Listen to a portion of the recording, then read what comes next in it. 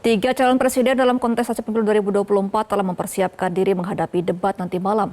Debat ini menjadi debat terakhir dari seluruh rangkaian debat di pemilu 2024 sekaligus penentu siapa calon presiden pilihan masyarakat.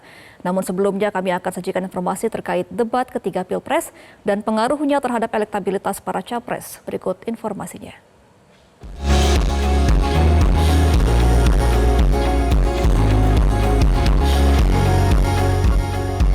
Rangkaian debat Pilpres 2024 telah sampai pada puncaknya. Debat kelima, di mana ketiga para calon presiden saling beradu gagasan, berlangsung hari ini, Minggu 4 Februari 2024. Pukul 7 malam nanti, langsung dari Gedung JCC Senayan, Jakarta, Anies Baswedan, Prabowo Subianto, dan Ganjar Pranowo akan bermanuver dalam tema debat yakni terkait isu pendidikan, kesehatan, ketenagakerjaan, kebudayaan, teknologi informasi, kesejahteraan sosial, dan inklusi. Ketiga deretan capres pun menyatakan diri siap menjalani debat pamungkas ini. Nggak ada yang khusus, karena kan debat itu pertanyaannya kita tidak tahu. Hal aspek apa yang itu kami juga tidak tahu. Jadi tidak ada satu skenario yang bisa disiapkan.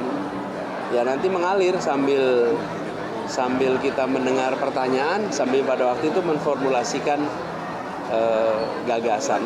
Jadi setiap kali muncul pertanyaan, muncul aspek, ya diambil dari yang kita sudah pernah miliki. Karena itu nggak bisa dihafalkan, karena memang bukan hafalan. Saudara-saudara sekalian, saya ini sebetulnya dalam keadaan was-was karena tanggal 4 saya akan debat lagi. Debat terakhir, aku dikasih nilai 11 dari 100. Saudara-saudara sekalian, kalau anak-anak muda bersama saya tidak takut apapun. Ketika kita berdebat itu nggak bisa kita hanya bicara konsep tanpa melihat fakta yang ada di lapangan.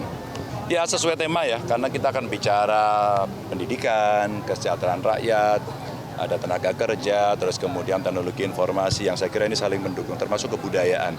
Maka bicara pendidikan kan termasuk kebudayaan. Nah nanti kita bicara. Tidak hanya pada skill saja kita bicara, tidak hanya mencetak tukang, tapi mencetak anak-anak yang berkarakter, punya budi pekerti luhur, dan gampang akses pendidikannya, termasuk untuk kelompok perempuan dan penyandang disabilitas. Pasti juga akan menarik. Menjelang debat kelima malam nanti, kami ajak Anda kembali melihat hasil survei elektabilitas ketiga pasangan Capres-Cawapres pasca gelaran debat ketiga Pilpres 2024. Dari hasil survei 5 lembaga survei, pasangan nomor urut 2 menduduki posisi teratas. Sementara elektabilitas pasangan calon nomor urut 1 dan nomor urut 3 terpantau saling bersaing merebut suara. Terkait tren percakapan, tampak Anies mengalami tren kenaikan volume percakapan yang paling tinggi dari awal sampai akhir, terutama saat Anies menyampaikan sejumlah pernyataan tajam untuk Prabowo. Sementara itu, tren percakapan Prabowo dan Ganjar cenderung mengalami fluktuasi.